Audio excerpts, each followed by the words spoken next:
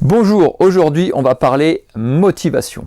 On a tous de temps en temps la grosse flemme pour aller s'entraîner. Il fait trop chaud, il fait trop froid, ah, il pleut, dommage, je suis épuisé, j'ai trop de boulot, j'ai plus le temps, je m'entraînerai demain. Alors, comment avoir la motivation pour faire ton sport? Je te donne 3 conseils, c'est parti.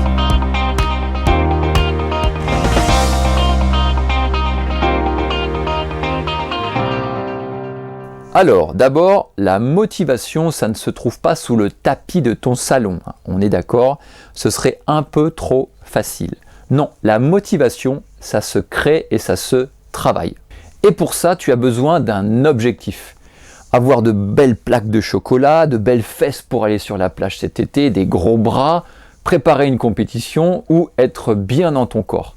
La première chose importante, c'est d'avoir un moteur pour te donner envie de faire du sport. Comme me disait Mathieu de la chaîne Nos Petites Victoires, sans objectif, il n'y a aucune raison de continuer à s'entraîner. Si d'ailleurs tu as un projet, il est de très bons conseils et je te laisse le lien de sa chaîne YouTube dans la description de cette vidéo. Donc si tu ne sais pas ce que tu veux, tu vas très vite perdre ta motivation. Ton objectif doit être personnel. C'est pas celui de ta voisine, de ton voisin, de ton copain, de ta copine ou de ta famille. Si c'est ta décision, tu seras d'autant plus fier des résultats que tu vas obtenir. Ton objectif doit être réalisable et atteignable à court, moyen et long terme. Ça te permet de réajuster petit à petit au fur et à mesure les attentes que tu as. Il faut que tu sois honnête avec toi-même et avec ton niveau de forme physique. Même si ça doit prendre 1 mois, 6 mois ou 1 an. D'ailleurs, il n'y a aucune méthode miracle, tu vas devoir bosser. Mon deuxième conseil, c'est de planifier. Et ça, c'est super, méga, hyper important. Il faut t'imposer un jour, une heure et une durée de séance. Il ne s'agit pas de te dire peut-être que mardi, éventuellement, entre 9h et 10h, j'aurai le temps de faire du sport.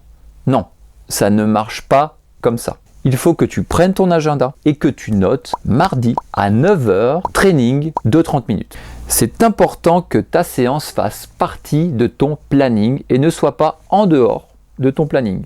Car dans ce cas-là, tu vas sortir l'excuse « je n'ai plus le temps ».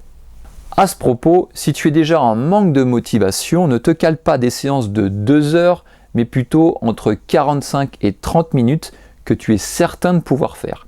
Et ne t'impose pas non plus 5 séances par semaine au risque d'en faire qu'une seule, car ça c'est très démotivant. Enfin, mon 3e conseil, prends des notes à chaque séance.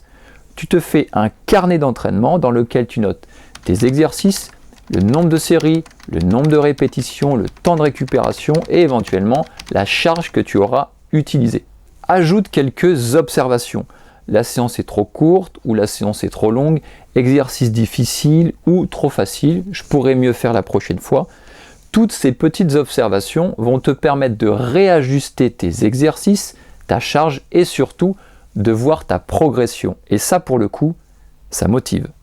J'espère que ces 3 conseils vont t'aider à te motiver pour atteindre tes objectifs. Dis-moi quelles sont les petites méthodes que tu utilises pour te motiver à chaque entraînement.